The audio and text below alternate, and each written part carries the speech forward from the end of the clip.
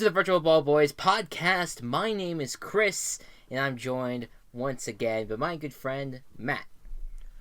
Pokemon Sword and Shield came out on November 15th of this year.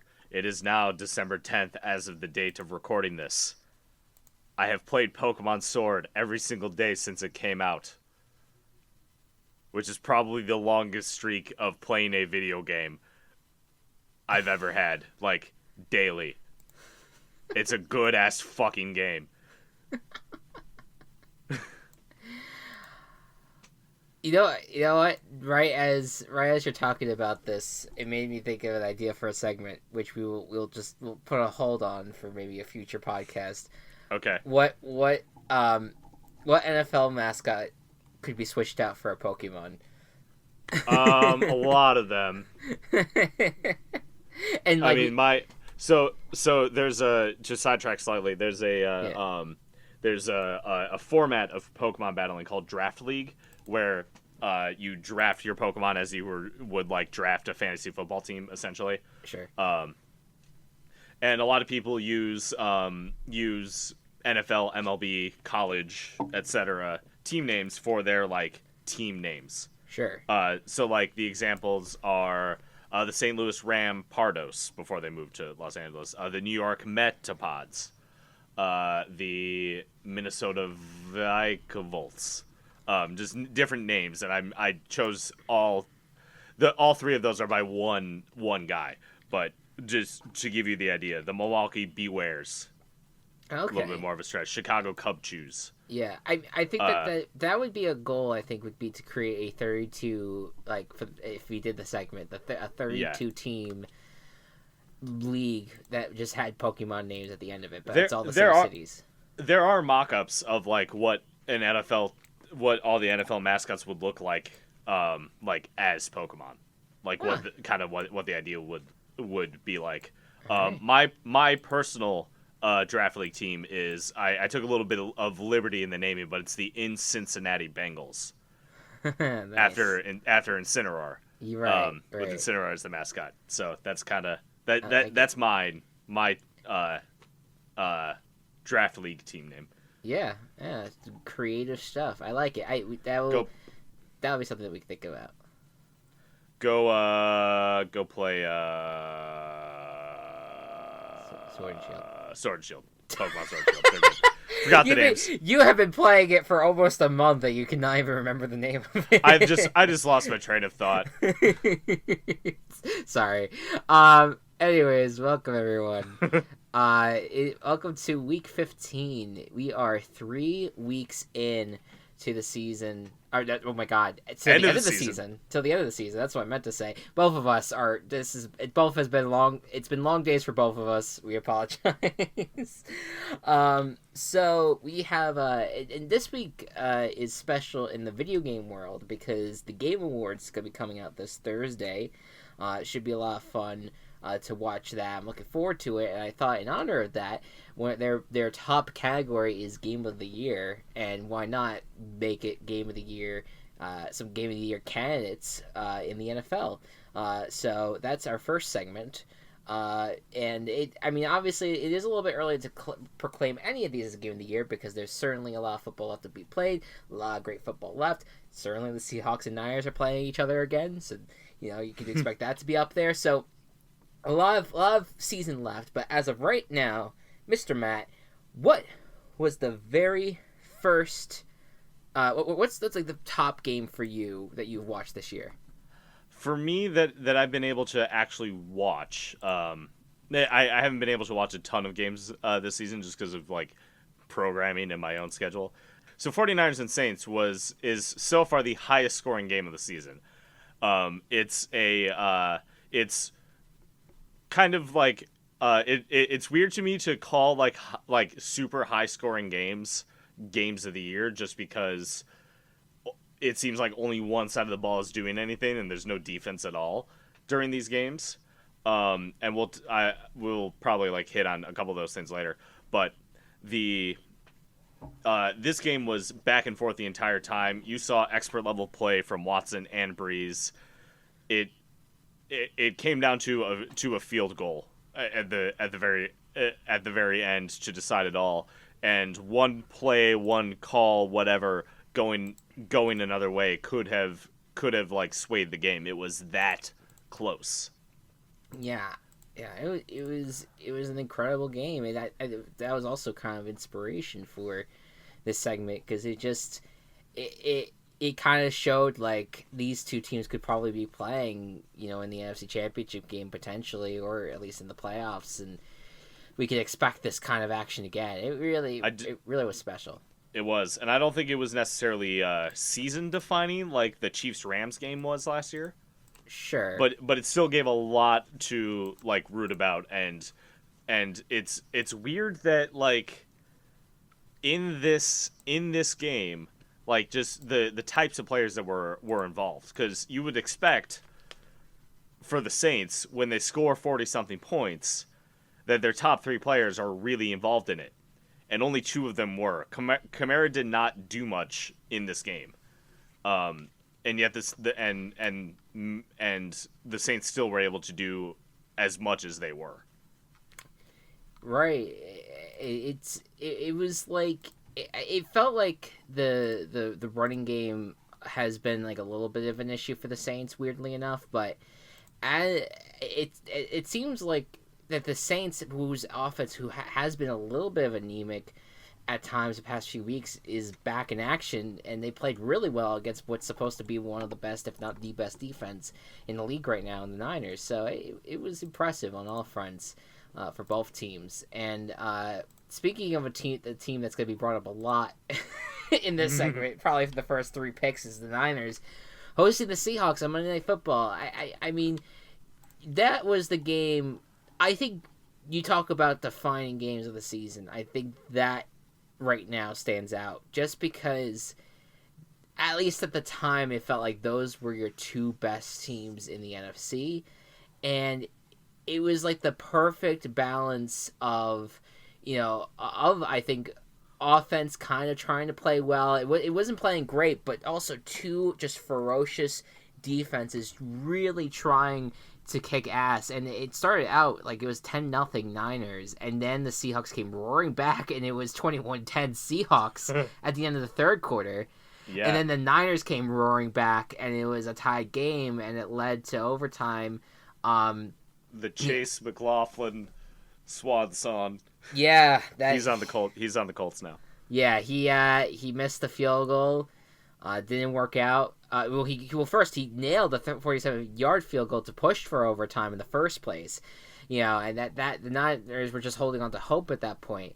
But then Jason Myers of the Seahawks, he hit the 42-yard field goal at basically with no time left. It was almost a tie, and the Seahawks were able to at least squeeze out the win there. It was a wonderful game to watch because it wasn't like so back and forth where it wasn't like it wasn't like the Saints game. Right, where it was like Saints Niners. It was Niners Saints or Seahawks. Like it was. Then, yeah, it was really just so back and forth. So it was the perfect game. It was so much fun to watch, and I cannot wait to see. I think this team is definitely gonna play again in Week 17, and I think they're gonna play in the playoffs. I just have a feeling that they're gonna have a playoff rematch. I think it's destined. It's destined, yes. Destiny. Yes. Speaking of the Niners. Speaking of the Niners, so the Niners and the Ravens. These are arguably the 2 best teams in the league right now, and I think a lot of people would say so. And this game between them was supposed to be a big test, I think, for both sides, specifically the 49ers, because we've seen what the Ravens can do, and we can see what the Ravens do against the top teams, such as New England. But we haven't really seen a ton of the 49ers, save for against the Seahawks, but that's a divisional matchup. So even though the 49ers lost this game, their ability to be toe-to-toe with the best team in the league showed just how stalwart they can be. Absolutely.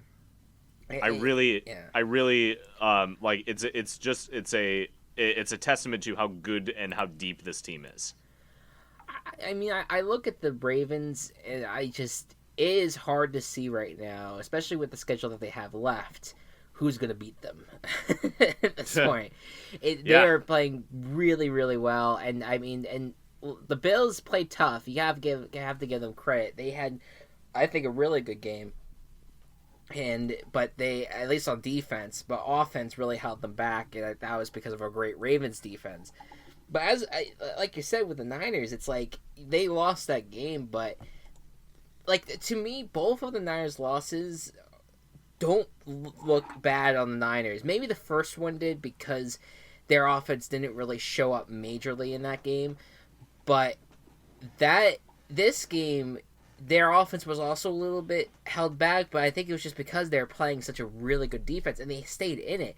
And the Niners, again, their defense is really what has been so impressive. So yeah, both teams are just excellent, and that was like a Super Bowl preview. I would love to see that again in February.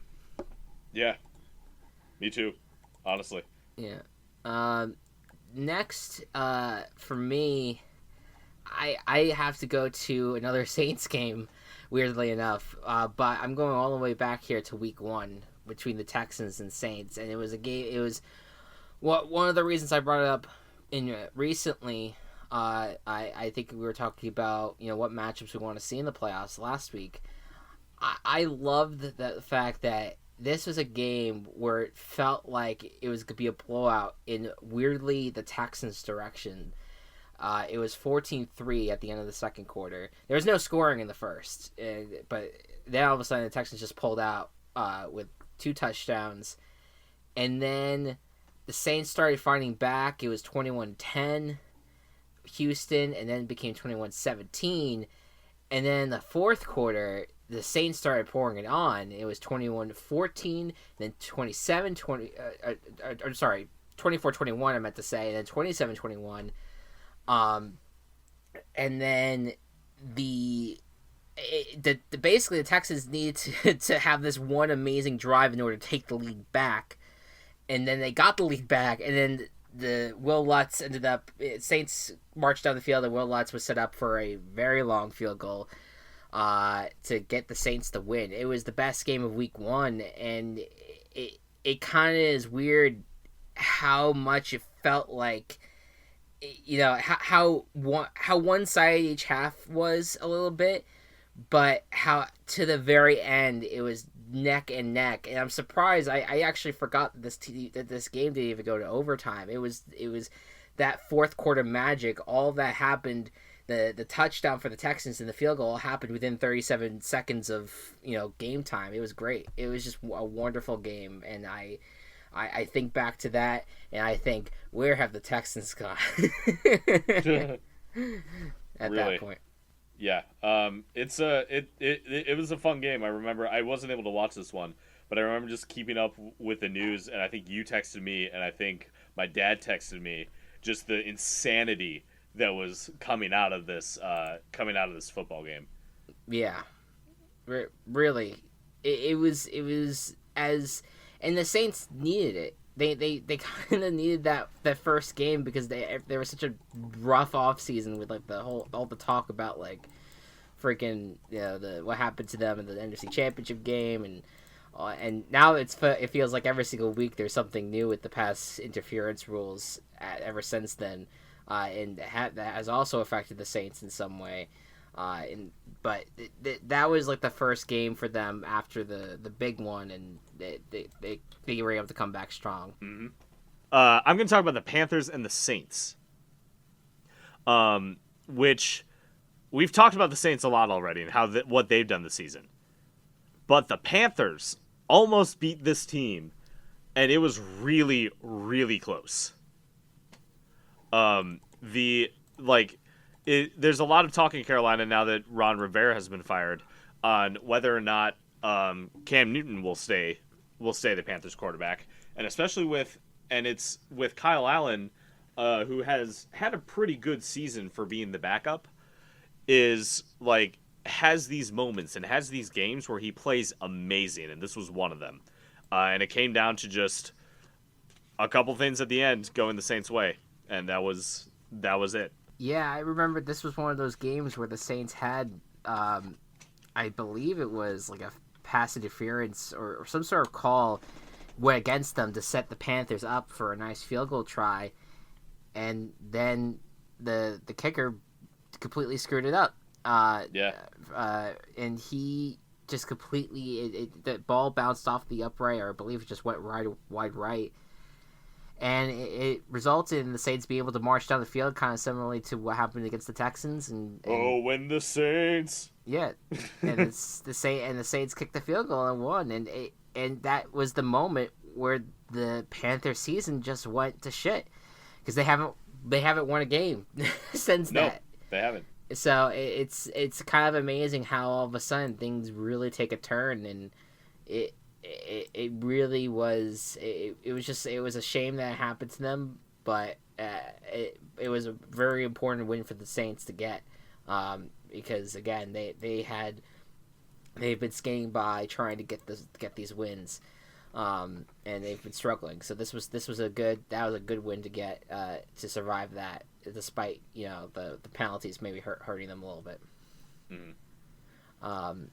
Next one the last one we're gonna talk about is the Chiefs at the Titans, and the Titans. I just look at where they were in that game. They went from 4-5 to 5-5, and now they have not lost a game since this. It was the awakening. It was the awakening of this Titans team, that though their defense tried to contain the Chiefs as much as they could. I mean, still gave up 30 points.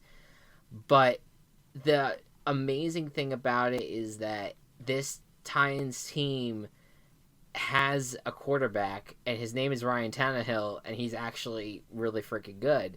He's been playing amazing for weeks now, and it's the most.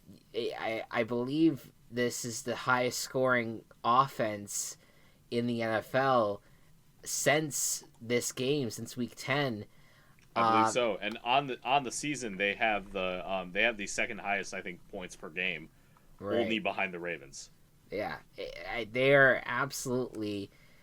They have just completely found their identity at long last, and now they're on a run of a lifetime. AJ Brown is probably the best rookie receiver this year, at least in the current offense he's in. Derrick Henry is playing out of his mind. Ryan Tannehill has earned himself a new job.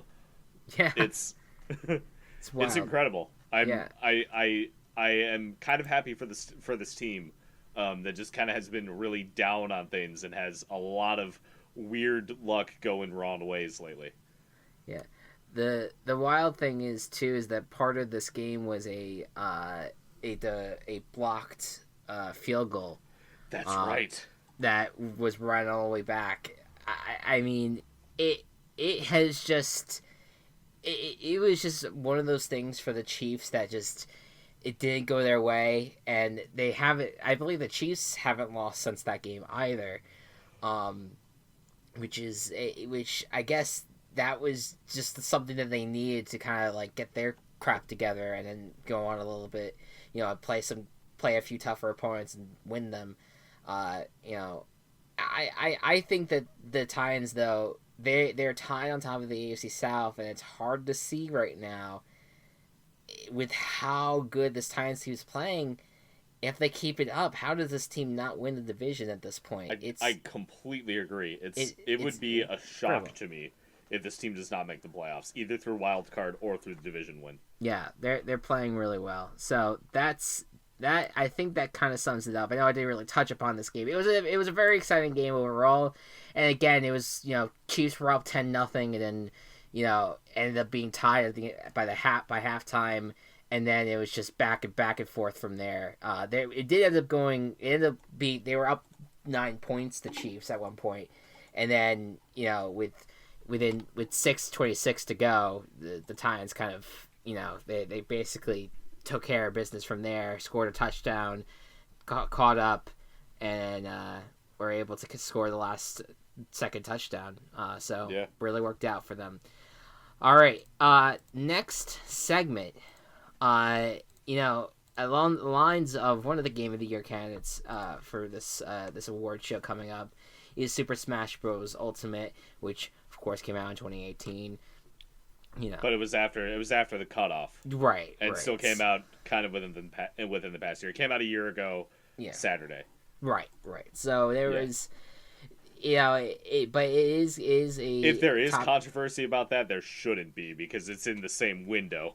Right, no, there Yeah, isn't. There isn't. It's good. and the it is I think it should be considered a favorite or the favorite. I don't know if that's I don't know. I know Death Stranding might, but that also got Death nice Stranding reviews. should not win. I'm sorry. It shouldn't, but It shouldn't. I don't know. These Game Award things could be weird. But regardless, Smash Bros. We've done a similar. I think we did like a Smash Bros. Draft before. We have. With this, but this time, future updates to Smash Bros. Will include some DLC characters. And would it be great if one of those DLC characters came from Madden, which would mean it would be an NFL player or just NFL figure and all that would come over and John play. Madden himself Oh man, let's go. commands the power of the football. There you go. The pigskin Punisher. That should be like at least an assistant trophy, right there. But so we're going to talk about which NFL figures we want to see as Smash Bros. DLC. You can start this one. Yeah, and the other part of this segment, which is important, is we have to say what the final Smash is going to be. So I'll start, and I'm gonna start by picking a coach, who I just think is a character and would just be so fitting for a game like this, and that would be John Gruden.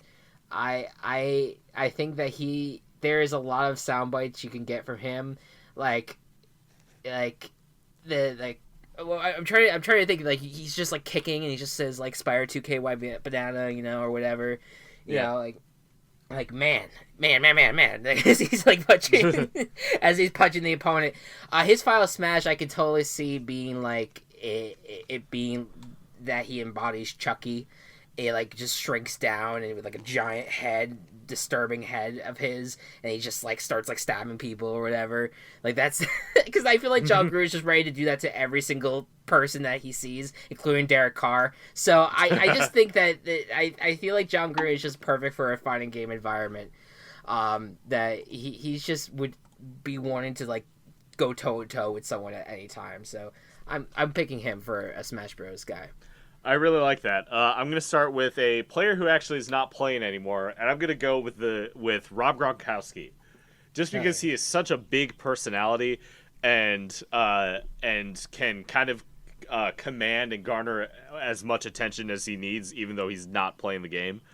And he'd be like a heavier character like Bowser or Incineroar. In fact, I think that if you just put Rob Gronkowski's head on Incineroar's body and like change the colors and made it less furry, it would be like that would be just the perfect build right there. Yeah. Pretty much. So his final smash, Gronk's, would be he brings everyone on a party boat, sells them all CBD, and then the boat blows up or something because that's how Smash Bros works. So, I think you told me this off podcast, but I actually did not catch the sell them CBD part at all. Oh my god, yeah, that's pretty much where it's at with him. And I mean, because at this point he's no longer playing. He has nothing to lose, so he's just like, all right, yeah, let's do some weed shit that I couldn't do before. All the weed shit. My next character that I picked is I had to pick a kicker in this world. Who else better to represent the kicking environment for Smash Bros than Justin Tucker? So he would literally kick everyone's ass, and his final smash, I can picture him being like going like full on opera singer, and maybe like his head like almost or like his body like almost like enlarges, kind of like Jigglypuff's, but his like mouth is agape and just the music notes just come swinging through the stage. Yeah, just completely. You cut out there. It just completely annihilate the opponents through that. I love the idea of a guy that just literally keeps on kicking ass. So I'm going Justin Tucker. I love it. One of my personal favorite NFL players. Yes. So I'm gonna go with another bit of a weird one. I'm gonna go with Nick Foles, and Nick Foles is gonna work a little weird in terms of Smash Bros. Mechanics. Yeah. In the sense that when he's by himself, he's kind of like a Pichu. In the sense that he doesn't do well at all. But when you play doubles, what you have to do is it's you and then like one other person against another group of people. Whenever Nick Foles is in doubles and the person he's playing with goes down, he becomes unstoppable. And just out of nowhere becomes like the best player you've ever seen. Carries the team to victory. And well, obviously, like you need to be good as a Smash Bros. Player, but is so much better of a player that that he's banned completely from Smash doubles just because it's just a win button to have one person just die immediately, and that's this game mechanics thing that they need to work out in a patch. But in terms of Nick Foles, that's what he kind of represents. He does so well when he's filling in for someone, but not so great if he's the main deal. Right. He. It's like it's like you don't want to face playoff Nick Foles, essentially. After he replaces a quarterback, he is not like the starter. Alternatively, if you do I think it's like the team smash or something where you pick like 3 characters. Yeah. If he is your last option. And then he will just destroy amazing. Everyone. Yeah, he will destroy. Yeah, I like that. I did have another character here, but I switched it up last second. I'm going Ryan Fitzpatrick for my last. Oh yes, yes. And I just for me as just we need a quarterback in here, or another quarterback in here. But with Ryan Fitzpatrick, with his final smash, you basically I'm gonna put it on par with like the Isabelle and Villager final smashes, where him throwing the ball around builds Harvard Hall, and then all of a sudden the screen pans up and you just see the ball being thrown everywhere and magic dust just flying all across the screen, and it's like instant KO. That is the Ryan Fitzpatrick final smash. I just who could say no to a man that looks like a freaking wizard? I love it. Yes. I love Ryan Fitzpatrick. My last one, I'm going to go with. I don't think I ever said Nick Foles to smash, but I went into way too many mechanics with him. So, my last one, I'm going to go with Sean McVay. And Sean McVay is like a pretty good, especially offensive fighter. Like he can deal a lot of damage. May not be able to take hits very well, but very good on the offense. However, his very specific way of fighting, psychologically influences the other players, like the human players, to try to copy his moves because they think it'll make them better for some reason. Rather than play to their character strengths, aka their player strengths, they try to copy what they see working, even though it's different, even though it's new. They psychologically want to jump on that new idea, that new moveset. Yeah. You were saying something along the lines like that. That was like the final smash where they literally start like copying. They do your exact moves. Follows the exact moves. Yeah. That's perfect. I feel like that's very much him. I mean, I'm trying to think. And that's why Zach Taylor has a coaching job. The end. Yeah. All right. So that's that. I mean, there's certainly a collection that we could create of that, but I think that's a good 6. All right. From there, let's turn the page. It is week 15. It is time for the picks. Can I do the playoff clinching scenarios first? Yeah, you go ahead. Okay. All right. Ravens have clinched a playoff berth. The Chiefs have clinched the AFC West. Baltimore can clinch the AFC North if they win or Pittsburgh loses. They can also clinch a first-round bye if they win and either New England or Kansas City lose. And that's an or, not an and. Baltimore can clinch home field advantage, the number 1 seed, if both New England and Kansas City lose and they win. Okay. The Bills can clinch a playoff berth with a win. And same with New England. New England has not yet clinched a playoff berth. I want you to let that sink in. Oh, it's sank, baby. It's good. It's good stuff. Yeah. And it's week 15, and they have not clinched the playoffs yet. They need to win to clinch the playoffs, and they're playing the Bengals, but they still haven't yet. Right. In the NFC, the New Orleans Saints are the only team currently confirmed for the playoffs. They have won the NFC South. Green Bay will clinch a playoff berth if they win and Los Angeles loses. San Francisco clinches a playoff berth if they win or Los Angeles loses, or both Minnesota and Green Bay lose. Okay. And then the Seahawks clinch a playoff berth if they win and either Los Angeles, Minnesota, or Green Bay lose. Although there's more of a thing with Green Bay, but that's too complicated. Okay.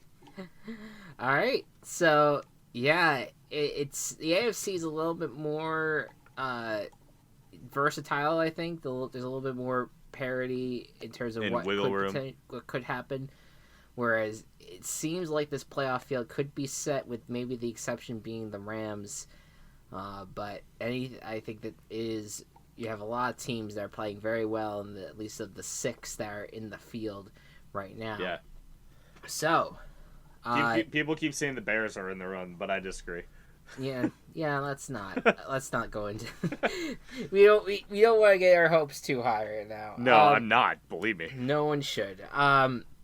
So, with that said, through this past week, we went into the week going 4 disagreements, and I got 3 correct. So I went 11-5, and I also one of the agreements that I got, or one of the matches that I got was the Team Chaos. So I got an extra point. So I got 7 points added onto my total, and Matt got at least one of the disagreements right, so he kind of stayed close. It was 9-7. Went 9-7 on the week, and got 2 points in all. So current, still ahead of me by 5 points. Yeah, current standings. I have 40 points. He has 35 points. Overall records 125-82 for me, 123-84 for Matt. So, yep. 3 weeks to go. Plenty to play for. Mr. Matt, get us started. Thursday Night Football. The New York Jets take on the Baltimore Ravens. What a way to go out. What? I said what a way to go out. Yep. Take on the Baltimore Ravens. Thursday Night Football. Final Thursday Night Football matchup of the season. The Ravens, of course, coming off of a win because all they do is win. Against a good Buffalo Bills team, the New York Jets coming off of a win as well against a very, very bad Dolphins team. What is the AFC East this year? I don't even know. How's this game going to go? I will say that the Ravens win. If you don't, you're a cop. Clinch the AFC North. Lamar Jackson almost looked like he might sit out this week because of a quad injury, but he is playing as of this moment. So Ravens. I really hope he does, but that's beside the point. Yeah. Be careful with your fantasy. Okay. Yeah, it's okay. The Seahawks are playing the Panthers, so it should be okay. Yeah. I'm going Ravens as well, if I didn't say that. Yes, yeah, you're going Ravens. Yep. Perfect. Bears at the Packers. The greatest rivalry of all time. Battling together once again. A rematch of Week 1. Remember that Thursday Night Football game? That's a long time ago. That's a long time ago. I don't want to remember. And so the Packers coming off of they squeaked by the Redskins of all teams, where the Bears really took it to the Dallas Cowboys. What do you think's going to happen? The Bears are on a 4-game win streak, Chris. They are on the 4-game win streak.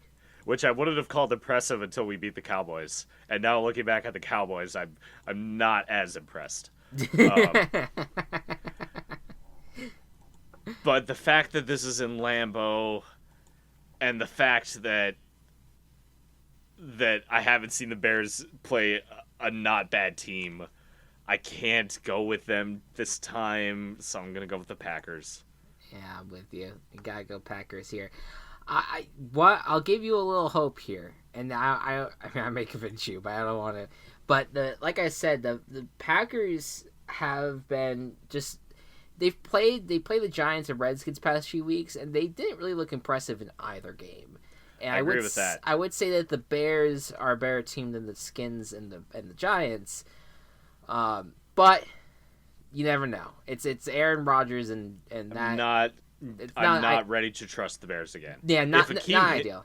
If Akeem Hicks comes back, for sure, and is 100% and demolishes this team, I will be screaming. Yeah, you're back. Then you're all the way back. Then I'm all the way back, and the Bears are going to the playoffs. Like that level of like everything's in my head. Yeah, but can't do that right now. Nah. All right, the New England Patriots on their second loss in a row, right? The second 2-game losing streak. 2-game losing streak. Take on the Bengals, who they just made a movie about. Yeah, fair. Pending scandal. Yes. I honestly like whatever the fuck it is. There's no way they would waste their yearly scandal on the Bengals. they have one yearly scandal per year, and you waste it on the Bengals. You waste it on the Bengals. Oh man.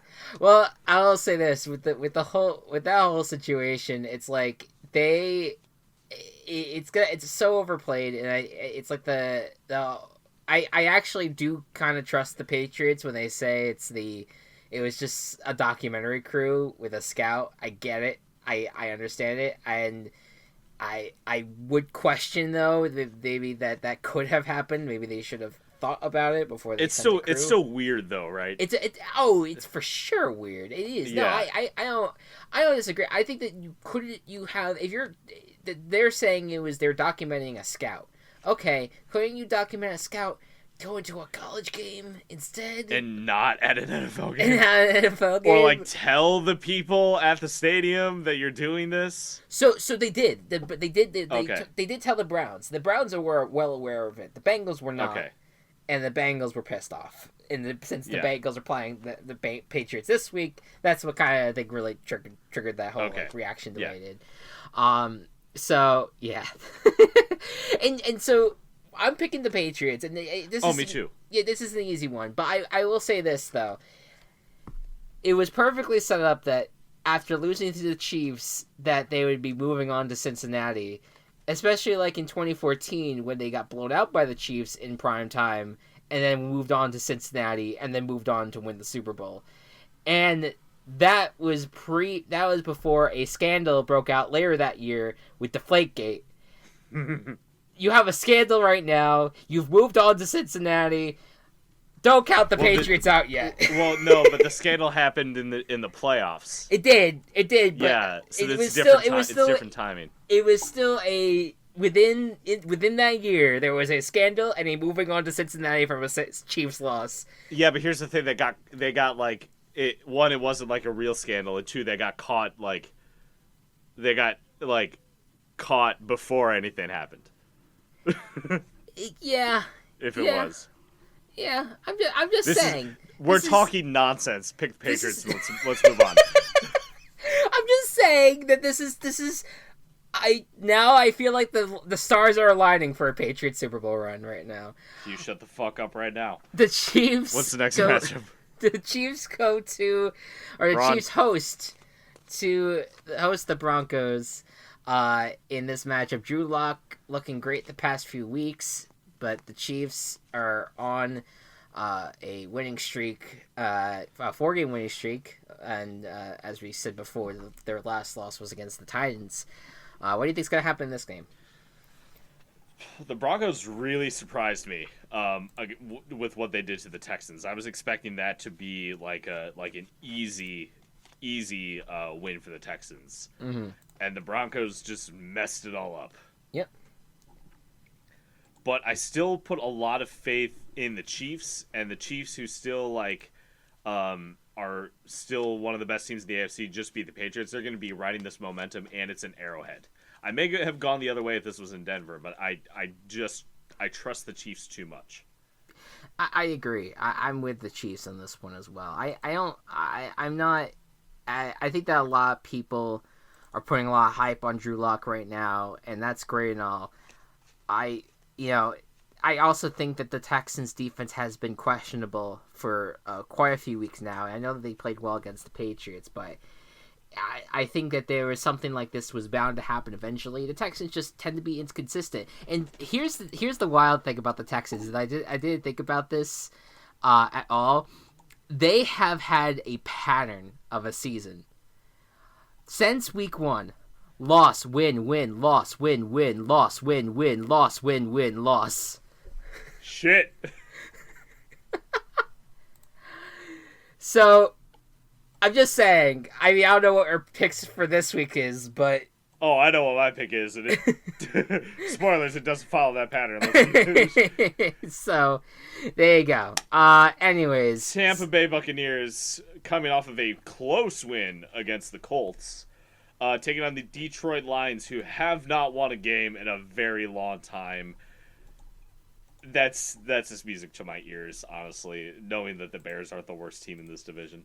How do you think this matchup is going to go? Yeah, last win was against the Giants. I'm going Bucks. Looked good last week. You know, Jameis continues to Jameis, but I still have a lot of faith in this pass rush, and I think that the team will play well. So I like the Buccaneers in this one. My only concern about the Buccaneers is that they're sans Mike Evans. They are. But that's not a big enough concern to pick the Lions over them. Yeah, no, they still got a few weapons on there. They still got Godwin. Yep. OJ Howard should step up. Yep. Yeah. You still got a good situation there. Yep. Next up, Texans at the Titans. The first battle between these two teams, sitting on top of the AFC South, and this will be the. I guess this is just like a preview, I think, of the Week 17 matchup that has the potential to be flexed into Sunday Night Football. Once as a potential, AFC South championship of sorts. Yeah. It's really down to these two teams. Who do you think's gonna win round 1? So I think absolutely for sure the Titans are going to win this game. Okay. I'm not guaranteeing. That's not my guarantee, but I like we've been saying earlier, the Titans are on such a winning streak and such a high scoring streak that it's hard to pick against them. You saw Houston suffer against Denver, and obviously this pattern has been happening, and Houston can do great things, but it's in Nashville. And the Titans are playing great. Tannehill, Derrick Henry, all playing great. This is a good team, and I think the Titans are honestly going to win the division. I don't feel bad about saying that. Yeah, I'm with you. I thought you said that this matched the pattern. I said it did not match the pattern. Oh, I misheard you then. Okay, so yes, I'm with you. The Titans. You're at home. This is the perfect situation for you guys, and you look at their schedule. The Titans have the tougher schedule for sure. They got Texans because they play the Saints. They got the Saints, while the Texans have the Buccaneers. But I believe the Titans are hosting the Saints, if I'm not mistaken. Texans are going to the Buccaneers, and the Titans are hosting the Saints. They're hosting. That should be a great game. I hope I get that game week 16. So that there is rumors right now that if the Titans win, I think that gets flexed into Sunday Night Football. I think Titans Saints. Yeah, I believe that's the case. I know we had it last year with the Titans, but it would be interesting if we get the Bills on Sunday Night Football in Week 15, and then the Titans in Sunday Night Football Week 16. Just stuff that just never happens usually. Yeah. With those kinds of teams. I like it. I like the Titans in this one, and I think that guarantees them in primetime next week. And I really think they can win that game against the Saints. I actually have a lot of hope, a lot of faith in that. A little preview, for next week. Next up, Next up, the Miami Dolphins take on the New York Giants with Eli Manning. These teams are doing weird things, and it's showing in their records. However, Miami lost a few key players in their last game. The Giants somehow lost to a team that lost all of their wide receivers. The Eagles had one wide receiver on their roster by the end of the game. I want to just point that out right now. Yeah. But it doesn't matter because Zach Ertz and Dallas Goedert are so good. Yeah. Well, also, Giants were just not covering Zach Ertz, which is just weird to me. Why would you not? It was not a good Even game. with all the receivers healthy, Zach Ertz is the number one target. There's some scheme issues or just players not doing the job. Christ, Giants. What do you think this is happening in this game, Chris? I did have the Dolphins initially. I don't like picking the Giants, but I guess I feel like I have to just because I feel like they have to get at least one more win to make me feel like okay about everything. Because just 2-14 just sucks so much after last year they were losing really bad. This year they're it's just been years now of them just sucking ass over and over again. I don't know. I'm picking the Giants just in the hope scenario where they can take down the Dolphins, and then the Dolphins can take down the Bengals next week. I don't know. It's a lot of weird stuff happening. Yeah, I'm a little worried about the fact that we're lining up so much just because I need to come back because I only have 3 fucking weeks to do so in this points competition of life. Yes. Would you want to wait? Because, the shit could hit the fan real quick. Just saying. I may come back and change this. Okay. Just to, if you don't mind me metagaming this whole thing. So I can try to catch up. All I'll say is that you have to have faith in who you're picking. That's all. Right. I'm not going to go back and change the Bengals. But I could still see this going either way. I'm going to stay with the Giants because I feel stronger about them, especially with Devonta Parker probably not playing. Yeah, okay. Because that's very important to the Dolphins. So I'll stick with the Giants for now. Okay, sounds good. Next up, the Eagles take on the Redskins. Eagles coming off with that nice win, but they are injured, beat up. Redskins coming off of the loss to the Packers. What do you think? The Redskins played the Packers really close, but I still can't pick them in this game. The Eagles have too much to play for, especially needing to overtake the Cowboys in some way, and they have such an easy schedule the rest of the season. Getting to play the Giants again, getting to play the Redskins. Do they play the Cowboys? The Eagles? Yeah. Yeah, they play on Week 16. Week 16. Okay, so they have all their divisional opponents left essentially in the worst division in football, basically. So 2 of those are against Washington and the Giants. The Giants they just beat, and Washington is Washington. I'm gonna pick the Eagles, but I don't feel good about it, Chris. Yeah, I'm picking the Eagles, and that is just because I have very much, I just have more faith. I've always had faith a little bit in the Eagles. I just do. I like the coaching staff a lot with this team, and I feel like they're able to, overcome a lot of this stuff. It's been really rough to this point, but they've been in this road before. I think last year they were around the same record, and they went 9-7 and made the playoffs.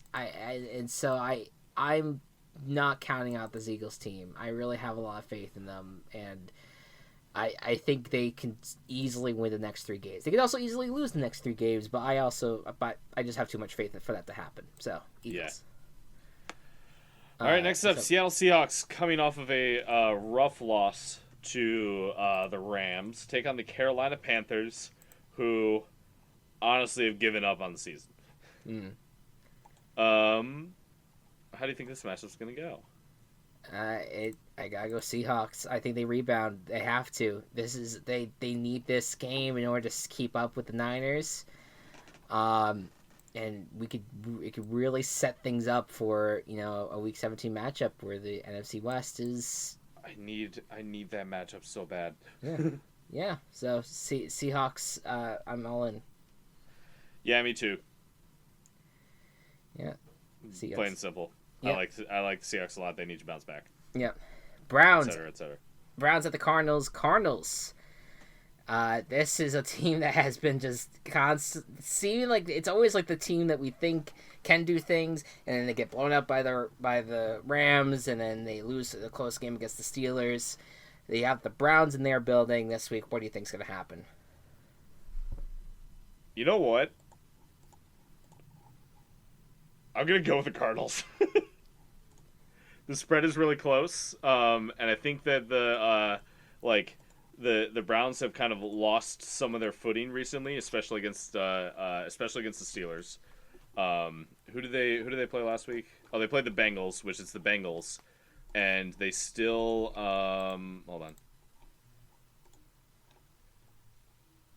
The Bengals actually kind of played them close until the end. It felt like. I would suggest moving to the Dolphins at this point because Cardinals are my team. Chaos. Okay. I had that pick already loaded up. Well, in that case, I'm gonna go with the Browns. There you go. Yeah, because again, I could go either way. I was like, you know what? I'm gonna do something different than Chris, and then you had them as your team chaos. So explain why they're your team chaos. Probably for similar reasons. I just you basically nailed it. It is the fact that I think that the Browns are a different team at home than they are on the road, and I think that the Cardinals against a really good defense. They didn't play amazing, but they played well enough where I think that they could show something against this Brown team. Since I don't think it's going to be like the Rams, where the Rams go in and completely obliterate them. I think the Rams just kind of found their spark that they've been looking for. I think the Browns are too far out of it at this point to find any sparks left. So I like the Cardinals in this one. I really think that they could take care of business. All right. I will stick with the Browns just because even though I just made all those points against the Cardinals, you still really expect them to find ways to fuck things up. Absolutely. Yeah. Absolutely. I completely understand. Jacksonville Jaguars take on the Oakland Raiders in Oakland. When is their last game in Oakland? Is it this week or do they have a couple more chances? Let me check. Raiders schedule. This is the last game. This is the last game in Oakland. Okay. This is going to be really important for them. What do you think how do you think this is going to go? Jaguars are the worst fucking team in football. I'm picking the Raiders. Yeah, they are. Like I said, I was like, the Bengals exist, but they might be worse than the Bengals right now. No, the Bengals are at least competitive. Yeah. Jesus. What happened, Jaguars? Let me just tell you the score of the last 5 games for the Jaguars. All losses. 26-3, 33-13, 42-20, 28-11, 45-10. Fucking hell. They are awful, my friend. They haven't scored more than 20 points since week 1, 2, 3, 4, 5. It's bad. Real bad. It's real bad. Raiders. Go Oakland. Go Raiders. Vikings at the Chargers. Vikings coming off a win against the Lions. Chargers coming off a blowout win of the Jaguars. What do you think? Chargers are kind of not in the playoff race at all. And but I still feel like that they want to try to win some games. This team has a very positive point differential. They're a good team, and they may want to play spoiler. I'm going to team chaos the Chargers. I love it. Because I thought about this game, too. Because last time the Packers went to Los Angeles and got completely decimated.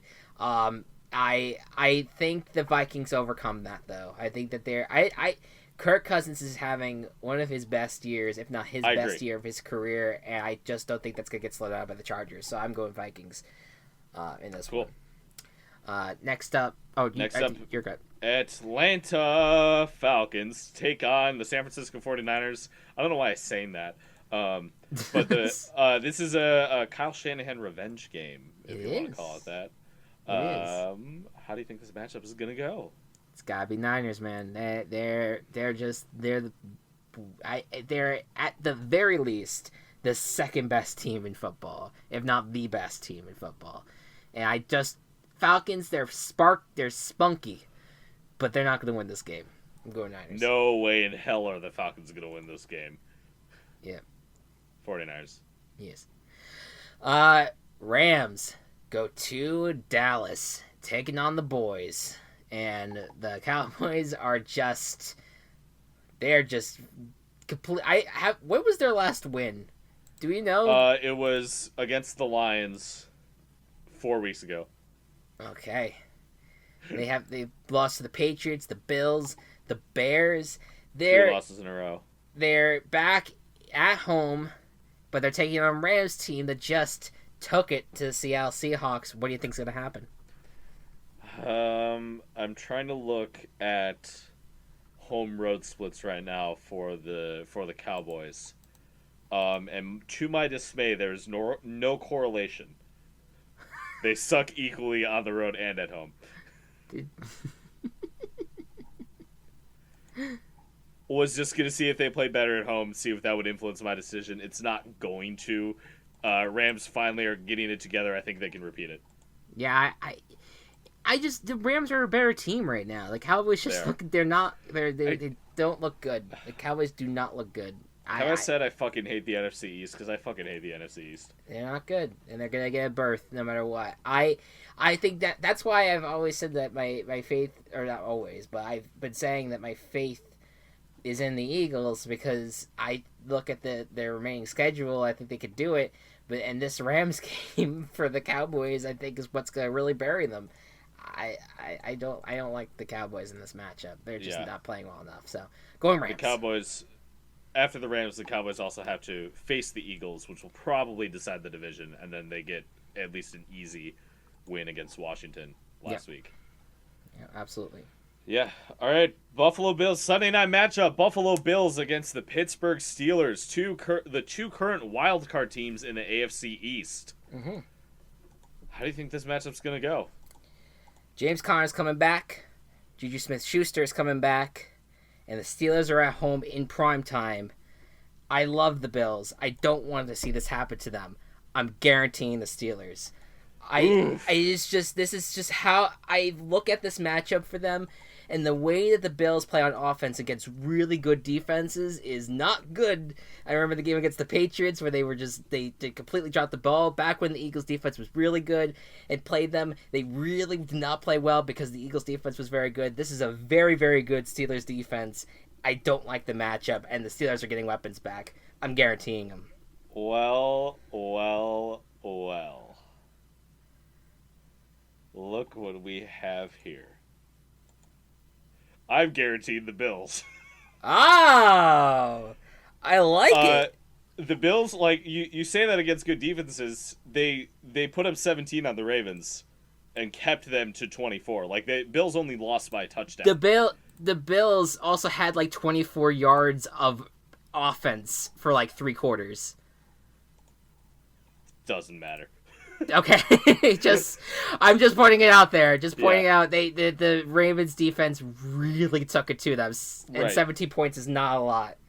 Yeah.